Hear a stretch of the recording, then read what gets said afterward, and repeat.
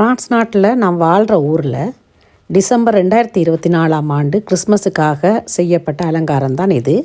தெரு ஓரத்தில் இருக்கிற ஒரு சிறு பாக்கில் இந்த அலங்காரம் செய்யப்பட்டிருக்குது. இந்த அலங்காரம் மின்விளக்குகளை கொண்டு செய்யப்பட்டிருக்குது. பகல் நேரத்தில் அதன் அழகு தெரியாது. இரவு நேரத்தில் அவ்வளவு பொம்மைகளும் மின்விளக்கால் ஒளிர்ந்து கொண்டு இருக்கும். குழந்தைகளுக்காகவே இந்த கிறிஸ்மஸ் கொண்டாட்டத்தை ஃப்ரான்ஸ் நாடு அதிகமாக செய்யுது. குழந்தைகளுக்கு பிடித்த விளையாட்டு பொருட்களை அலங்காரம் செய்வது, பொம்மைகளை அலங்காரம் செய்வது என்று சொல்லி குழந்தைகளை மகிழ்விப்பதோடு பெரியவர்களையும் மகிழ்விப்பதற்காகவே இந்த நிகழ்வு செய்யப்படுது. இது ஒரு கத்தோலிக்க நிகழ்வாக இருந்தாலும் கூட குழந்தைகளை மகிழ்விக்கிறதுக்கும் மன மகிழ்வுக்கும் இந்த டிசம்பர் மாதம் 2 மாதமாக இருக்கிறதால மக்களுக்கு கொஞ்சம் உற்சாகம் கொடுக்கும் வண்ணம் தான் இது நடந்துகிட்டு இருக்குது. உண்மையாக சொல்லணும்னு சொன்னால் இது ஒரு கொமர்ஷியல் விழாவாகவே மாற்றம் அடைஞ்சிட்டுது.